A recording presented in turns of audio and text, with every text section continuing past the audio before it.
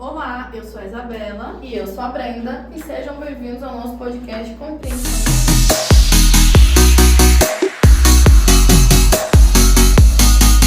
O tema Manejo de comportamento interferente em criança com autismo, que é um tema extremamente importante para pais, cuidadores, todos os profissionais que lidam com essas crianças com esses comportamentos, né? É um assunto vital para que essas crianças elas consigam ter uma qualidade de vida, um ambiente mais seguro e confortável. Mas vem cá, me fala, você conhece ou convive com alguma criança que tem o espectro autista? Então, Brenda, eu conheço. Ele é uma criança, mas eu não convivo tanto. Mas eu conheço e sei que ele tem um diagnóstico, sim, de autismo. Certo. Para isso, pode chamar nosso primeiro convidado para falar um pouco melhor sobre... Então, vou chamar agora ele, que é pai de pet, e não são poucos pets, são 12 pets. Ele é filho, neto do Caetano Veloso. Ele tem um currículo maravilhoso, analista de comportamento, aprimoramento e intervenção precoce, e muito mais. O currículo dele é imenso. Estamos aqui com o Fernando Veloso. Seja muito bem-vindo, Fernando. Obrigado, pessoal, pelo convite. Obrigado a todo mundo que está nos assistindo. É um prazer estar aqui com vocês, é uma honra estar aqui com vocês, podendo compartilhar práticas, experiências também em relação às intervenções que a gente faz com os nossos pequenos, né? Obrigada, Fê, seja muito bem-vindo. E ela que é mãe, esposa, filha, psicóloga, analista do comportamento, especialista em desenvolvimento, ela é neuropsicopedagoga, também ela é especialista em aprimoramento em gestão de comportamentos inapropriados e mais um monte aí, gente, nesse currículo. Eu não vou conseguir falar tudo. Maravilhoso. Seja muito bem-vinda, Lorena, Lauren, obrigada pela participação. Seja bem-vinda, Lorena. Imagina, meninas, muito obrigada pelo convite, um prazer também, né, estar aqui compartilhando com vocês. Espero contribuir com todos com a nossa prática que nós realizamos diariamente. Muito obrigada. Como já falei, trazemos um tema que é manejo de comportamento interferente em crianças do espectro autista. E eu queria começar, Fê, por você. Fala um pouco pra gente quais são esses comportamentos, o que é esse comportamento interferente? Tá. Primeiramente, a gente tem que começar a, de fato, definir o que é comportamento interferente, né? Quando a gente fala da palavra interferente, a gente está falando sobretudo em algo que interfere numa dinâmica em qualquer que seja o ambiente, né? Então, por exemplo, se a gente está num contexto clínico, um contexto de intervenções água, né?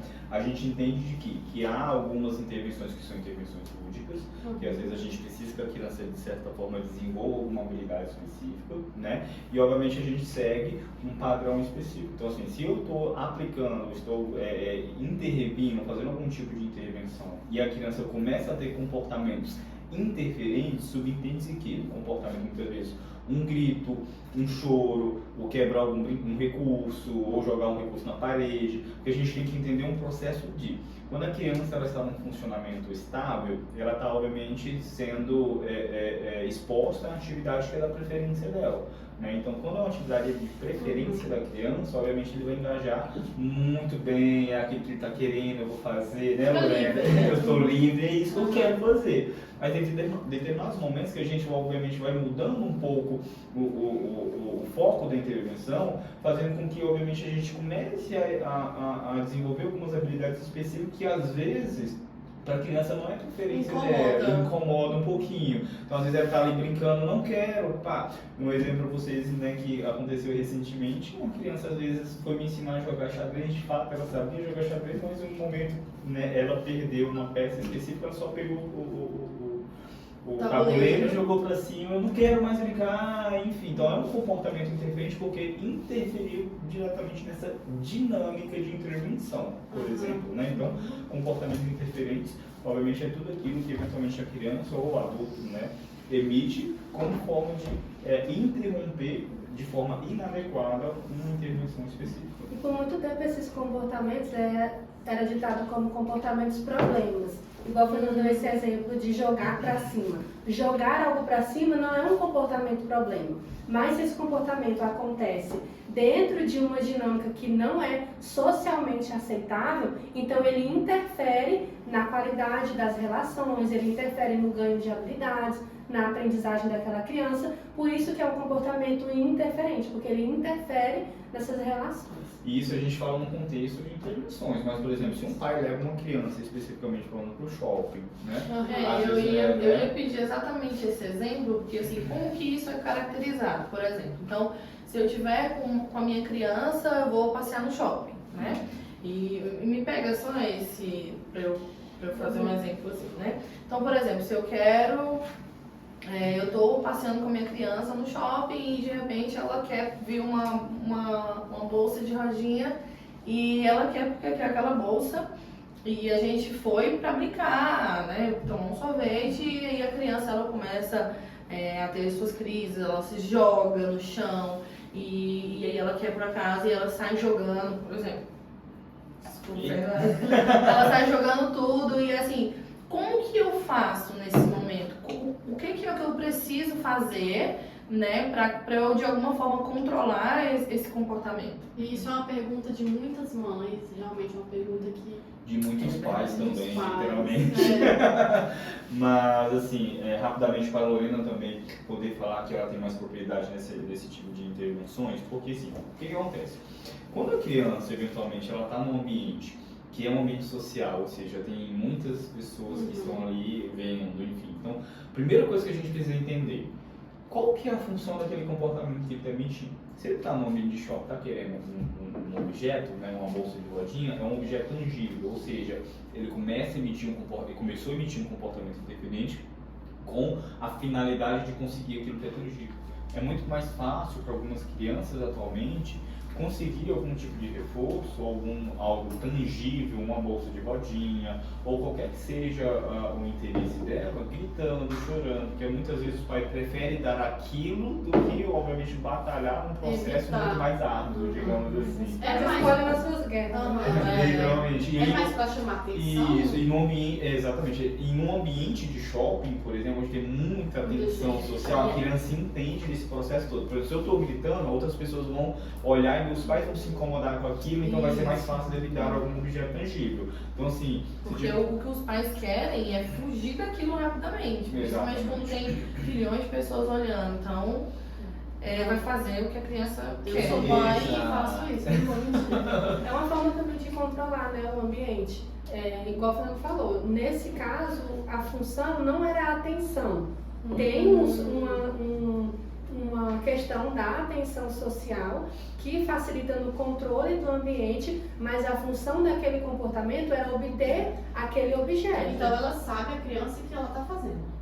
Sim, com certeza, né? A criança sabe. A gente sempre fala, né, que esses meninos são muito espertos, eles sabem como controlar o ambiente, tem toda aquela questão de qual é a pessoa que eu tenho mais facilidade de conseguir o que eu quero, né? Quem é que não, quando queria dormir na casa de uma amiga, ia lá no pai ou na mãe, porque não, aquele lá é mais fácil de eu conseguir. Então a criança acaba controlando o ambiente para conseguir o que ela quer. E nós achamos que temos controle sobre nossas crianças, né? Na verdade, eles têm a de uma forma ou de outra, eles acabam tendo um domínio, né? Até animais, gente. Até nos pets. Até os pets, todos temos 14, né? Não sei. Mas enfim, Fernando. Então, temos aqui algumas perguntinhas de alguns leitores no nosso podcast e eu vou perguntar para a Lorena. Sim. Lorena, me explica quais fatores podem contribuir para o surgimento de comportamentos interferentes em crianças autistas, especialmente em crianças autistas. São vários fatores, né, que podem contribuir para a manifestação desses comportamentos. Principalmente em crianças autistas é muito comum uma rigidez cognitiva, né? Então um padrão restrito e repetitivo, e tudo isso influencia na manifestação desses comportamentos.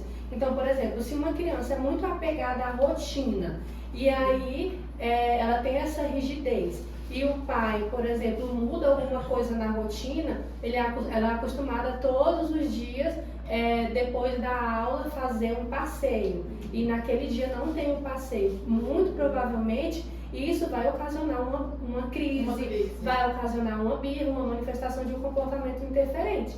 Então essa criança ela pode chorar, ela pode arremessar as coisas no chão. Algumas crianças têm esse comportamento autolesivo também, pode se machucar. Então é bom ter uma rotina para a criança. Sim, dependendo da criança é muito importante essa rotina, essa previsibilidade. Então diversos fatores influenciam a manifestação desses comportamentos interferentes, mas principalmente a rigidez cognitiva, né, o apego, a rotina, a dificuldade em receber um não. Tudo isso ocasiona também esses comportamentos. E essa ausência de rotina, por exemplo, até pra gente adultos, né, causa uma certa também, ansiedade, um certo desconforto. estresse, exatamente, um estranhamento, desconforto, né? Então, assim, para as crianças, obviamente, que precisa desenvolver algumas habilidades como o controle inibitório, muitas situações, obviamente, a gente consegue ver com maior evidência em relação aos comportamentos interferentes, exatamente. Lorena, essa autolesão que você falou, né, ela é de alguma forma inconsciente ali realmente porque a criança ela não está conseguindo controlar essas emoções naquele momento, ou realmente uma forma de chamar a atenção de que se eu fizer isso, de alguma forma o meu pai, por me proteger, não vai deixar, então eu vou conseguir o que eu quero? Ou isso depende muito de criança? Isso vai depender. Pode começar, essas autolesões, ela pode ser em forma de uma busca sensorial, por exemplo, mas a criança percebe que quando ela, por exemplo, bater a cabeça na parede, a criança está lá batendo a cabeça na parede porque a sensação do contato da cabeça com a parede, essa atração, faz ela sentir algo, algum estímulo que é prazeroso para ela. Mas aí ela percebe que quando ela bate a cabeça na parede, ela recebe uma atenção diferente dos pais. É uma qualidade de atenção diferente de outros momentos. Então eu percebo que quando eu bato a cabeça, com mais intensidade, mais vezes, eu começo a ter mais atenção da minha mãe, eu tenho mais atenção do meu pai. Mas a criança sente dor? Muito provavelmente. Mas as crianças que também estão dentro do espectro do autismo, algumas têm essa dificuldade, o limiar de dor varia de pessoa para pessoa. Né? Então, às vezes, essa dor é autoestimulatória também para a criança. Causa prazer. Isso, exato. E aí acaba que uma coisa vai se emparelhando à outra. Né? Então, uma coisa que, na verdade, antes era autoestimulatória, ou porque ela estava em um momento mesmo de birra, e aí estava frustrada, bateu a cabeça, pode passar a ser uma forma de chamar a atenção, porque ela começa a receber uma atenção de qualidade que antes ela não recebia. Exatamente. E é importante deixar claro para todos que, querendo ou não, quando nós adultos não controlamos o ambiente, quem controla são as crianças. Né? Então, se a gente não muda o ambiente a nosso favor, vai mudar a criança. Né? Eu não vou mentir, eu tenho essa dificuldadezinha de controlar um pouco a minha filha, porque eu não sei o que ela está expressando, o comportamento. Então é complicado, não vou mentir. Às vezes a gente tenta, né? A gente sabe que é mais difícil para os pais. Porque assim, a gente sempre fala, tem que tentar evitar, dar atenção, aí a gente começa a explicar um pouquinho sobre a extinção do comportamento para a família, mas para o pai é difícil ver a criança chorando, para o pai é difícil ver a criança se machucando, então a gente sabe que é mais complicado para a família, né? Mas aí a gente precisa ponderar, né? Até que ponto eu vou escolher deixar que meu filho tenha esse comportamento, até que ponto isso não vai começar a prejudicar o ganho de habilidades, a interação social, porque é uma coisa a gente conseguir controlar uma criança pequena que tem um comportamento heterolesivo ou autolesivo. Mas aí essa criança ela vai crescendo e a topografia desse comportamento vai modificando. E aí imagina você ter que controlar um adolescente de 15, 16 anos com os hormônios à flor da pele, com uma força superior à sua força lá na frente, né? Com todo um histórico de reforçamento. Então a gente sempre trabalha quando a gente fala de manejo de comportamento interferente, é muito mais importante a gente trabalhar com a prevenção e o ensino de habilidades incompatíveis com esses comportamentos do que necessariamente um manejo de um comportamento. Porque manejar comportamento não ensina habilidade. O que ensina habilidade é a prevenção desse comportamento quando a criança está num comportamento estável. Que é fazendo terapia. E não necessariamente fazendo terapia, mas quando a criança está no seu funcionamento normal, que ela está engajada, que ela está brincando, que ela está consciente, aí a gente consegue ensinar habilidades que são incompatíveis, por exemplo, de quando eu estou chateada, eu bato a cabeça na parede. Quando eu estou chateada, eu preciso ensinar para a criança, para ela dizer que não gostou, para ensinar a criança a recusar alguma atividade, alguma demanda, porque aí ao invés dela se machucar porque ela não quer fazer alguma coisa, ela vai falar que não quer fazer aquela coisa. Entendi. Eu tenho uma pergunta que eu tenho curiosidade, Lorena. Eu tenho uma criança autista e eu quero sair com ela porque eu tô cansada de deixar ela dentro de casa. Mas eu sei que talvez ela possa ter crises. Então, o que eu posso fazer caso eu leve ela no shopping movimentado e eu chego lá e ela tem crise? Você acha melhor eu ir embora? Ou o que eu posso fazer nesse caso ela tenha crise no shopping? Sim. Um lugar movimentado. Igual o Fernando falou anteriormente, né? Sempre que uma criança ela entra em crise, que ela manifesta um comportamento interferente, a gente precisa entender a função do comportamento para a intervenção ser mais assertiva. Se ela entrou em crise mesmo, que é uma coisa que foi desencadeada pelo barulho, pela movimentação do lugar, o melhor a se fazer é tirar a criança do ambiente. Quando a gente muda o ambiente, a gente vai reduzir essa sobrecarga sensorial que está sobre a criança. Está incomodando ela. Isso, e a gente consegue ajudar ela melhor.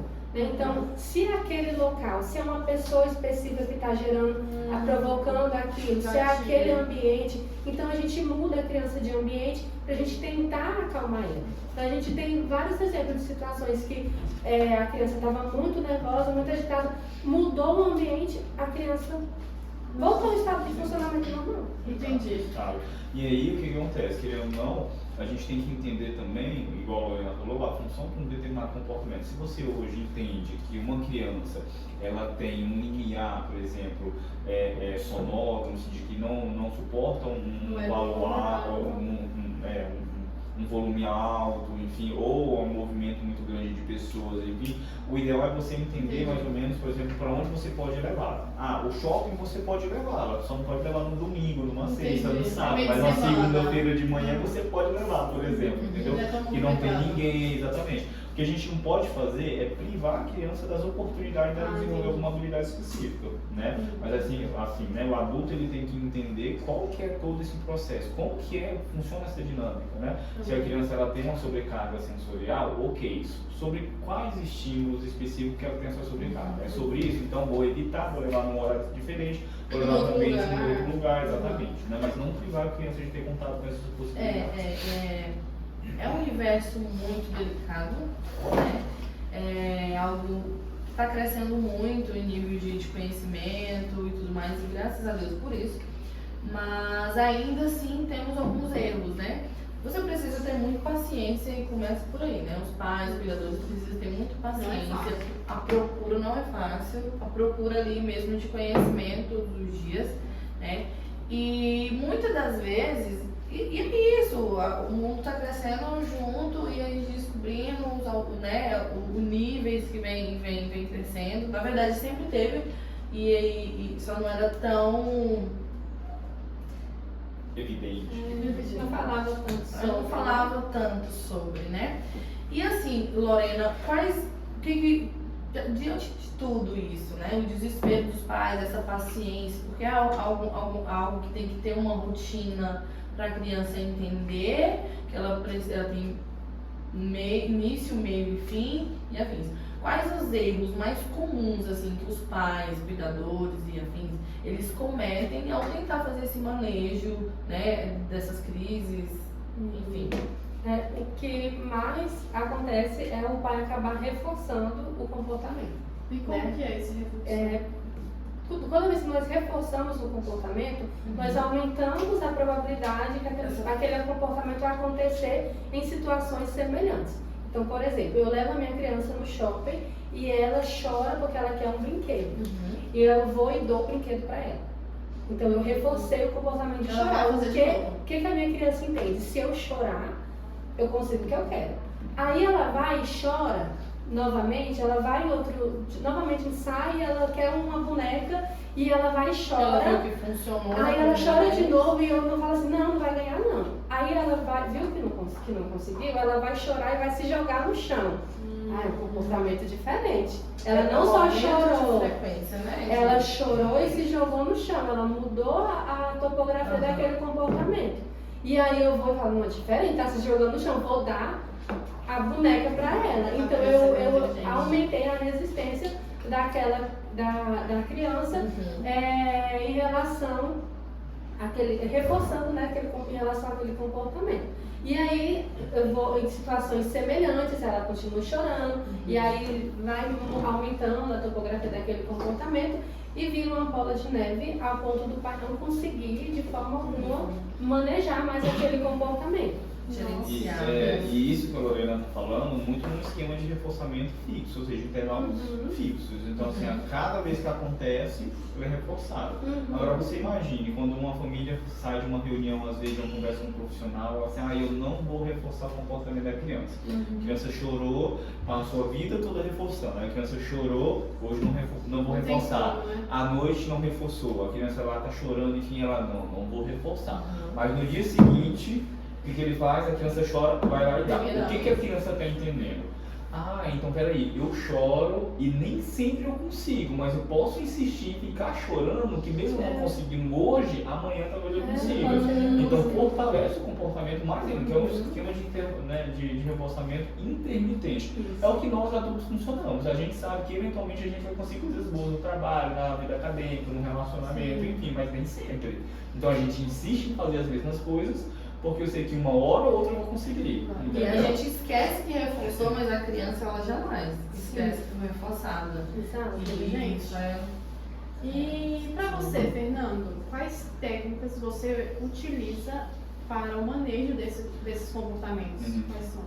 Querendo ou não, primeiro, a gente tem que partir do pressuposto, pessoal, que a gente precisa entender aquela criança, entender como que aquela criança está funcionando e qual é de fato. Mesmo ela sendo uma não verbal, como que eu vou entender? Não, eu falo na verdade entender o funcionamento, porque assim, a gente tem, obviamente, lida com crianças não verbais, mas que a gente entende, obviamente, qual que é a função do comportamento. Quando a criança, por exemplo, ela grita, ela sempre grita em uma circunstância, por exemplo, vamos lanchar, na hora que fala lanche, a criança grita, por exemplo. Então eu estou entendendo ali que às vezes naquele momento, sempre que é o horário do lanche, ele não está com fome. Por que eu vou fazer ele lanchar e obviamente ele não ter a fome, enfim. Então ele vai gritar com a forma de se comunicar, por exemplo. Né? Então assim, a gente vai entendendo a função do comportamento mediante aquela interação que a gente tem com ele, o trabalho que a gente faz com ele. Os pais conhecem, tem esse feeling muito, exatamente.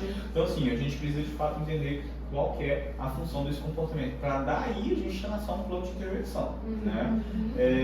Porque querendo ou não, a gente sempre fala que se é objetivando a atenção, há um manejo específico e às vezes ele não conseguiu a atenção daquela forma interferente, por exemplo, um comportamento interferente. Ele conseguiu uma atenção de uma forma diferente. Por exemplo, uma criança que te xinga para conseguir uma atenção. Obviamente, se você dá uma atenção para ele, você está reforçando, obviamente. Né? Se eventualmente ele está lá xingando, se você repreende, ele conseguiu sua atenção. Então o ideal é eventualmente ignorar enquanto ele está xingando, depois ele fala assim, tia, ou Isabela, ou Brenda, ou Lorena, quando ele falar de forma adequada, que a criança tem um repertório, quando a criança é verbal, obviamente você olhar para ele, oi, tudo bem, como é que você está? Enfim, nesse sentido. Então você tem intervenções específicas que é para comportamentos adequados. Então assim, quando a gente fala de intervenção água, a gente tem que focar naquilo que a gente espera que a criança faça em determinados ambientes. E eu falei muito adequado aqui, né, só fazer uma adendo, que comportamento adequado, obviamente, se a criança está emitindo num ambiente específico, para a gente que tem regra já bem, e a gente entende muito a regra do ambiente, para a gente está inadequado, mas para a criança, se é funcional, é adequado. Né? Exatamente. Exatamente, porque assim, se eu estou fazendo um comportamento no ambiente, ele não é um comportamento disfuncional, ele é um comportamento funcional, por mais que seja um comportamento para mim inadequado, entendeu? Então se a criança está insistindo naquele comportamento, o que isso nos faz entender? Que a criança está entendendo que aquilo é funcional, está dando certo, eu vou fazer o tempo todo, né, por exemplo. Então por isso que eu fiz o adendo em relação ao comportamento inadequado, né? Porque assim, se um comportamento está sendo emitido num ambiente, mesmo que para mim seja um comportamento indesejado, né, a criança está sendo adequada porque está dando certo, é adequada àquela situação para eu conseguir um reforço específico. Tá? Então, assim, primeiro de tudo a gente precisa entender a função do comportamento, para daí a gente sabe uma intervenção específica. Se for atenção, obviamente a gente só comecei a atenção quando ele chamar a atenção de uma forma mais desejada, né, para os adultos ou pelas pessoas que estão ali em volta.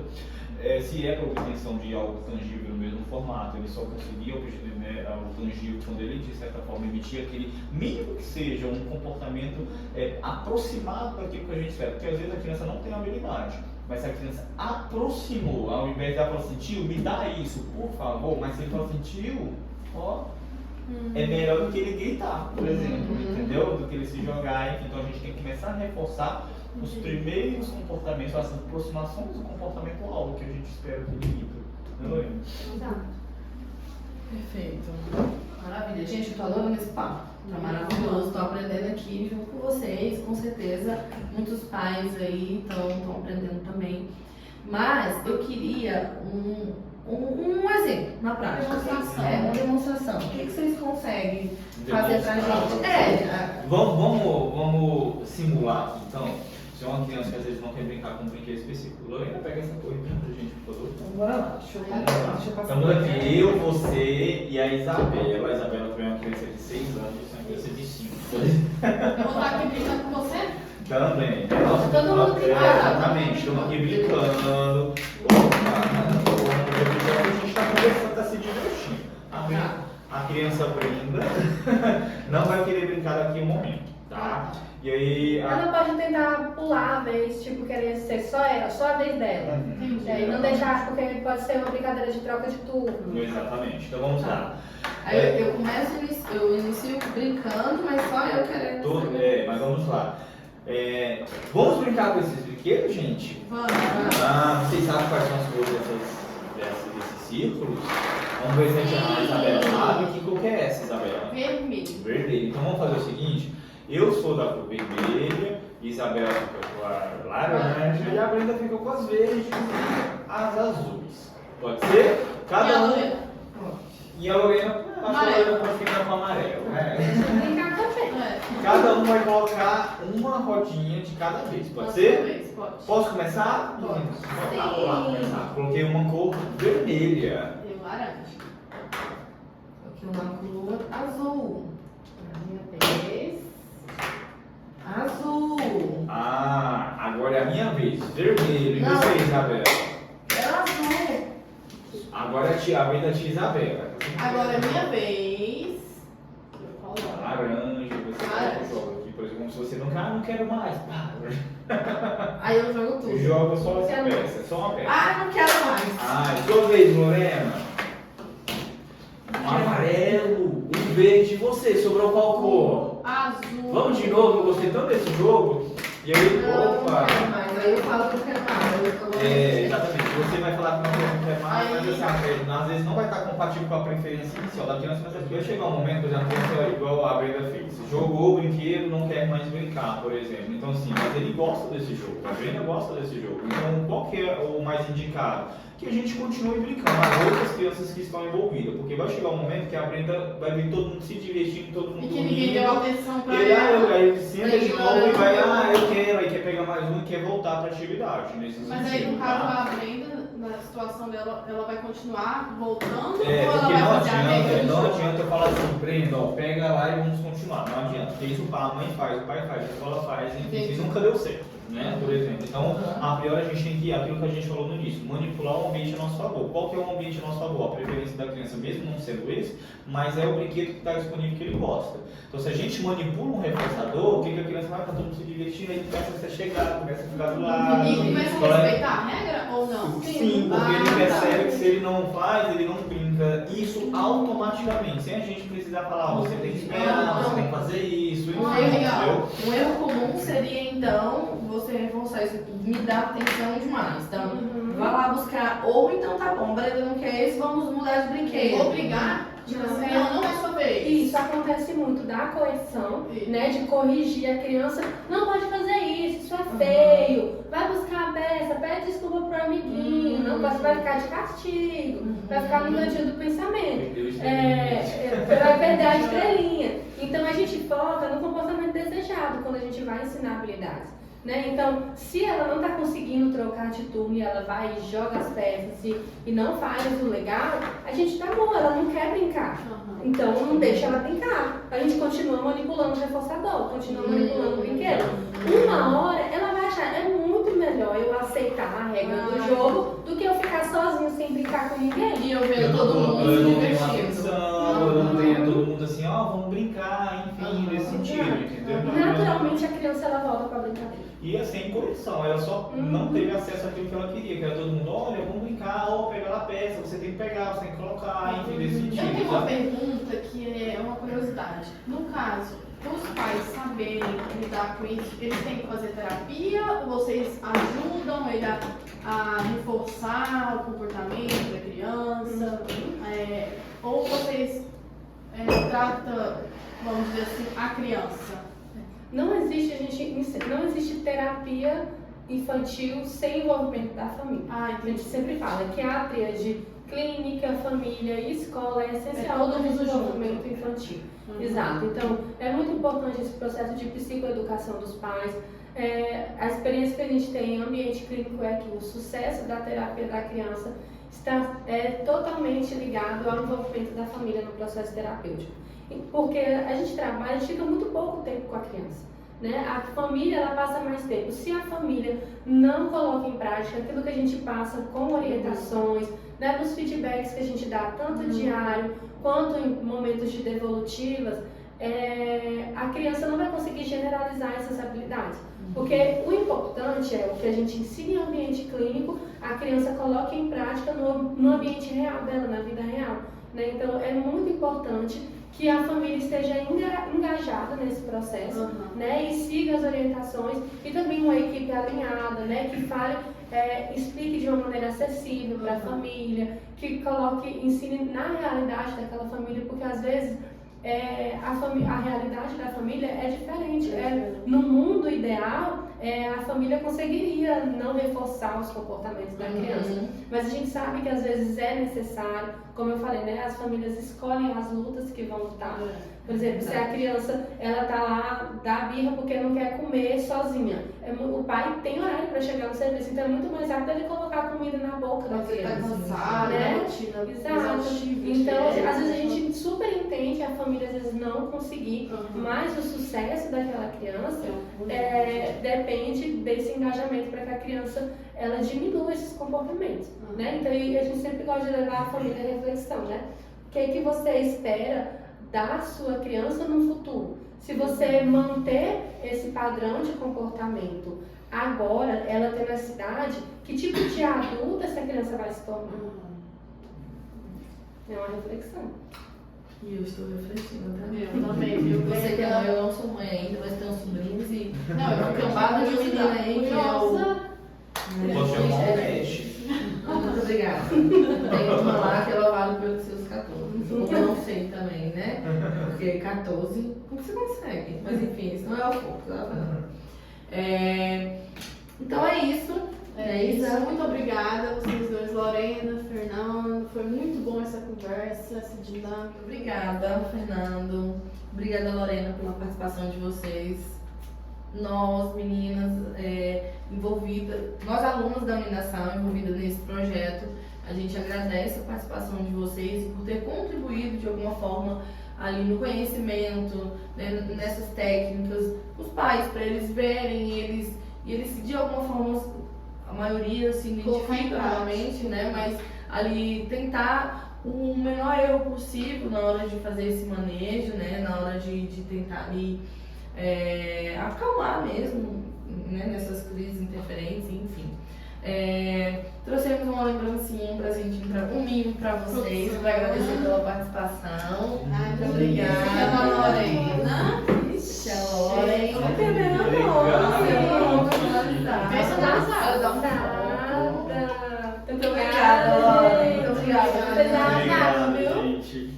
Parabéns. Não, tchau. Tchau.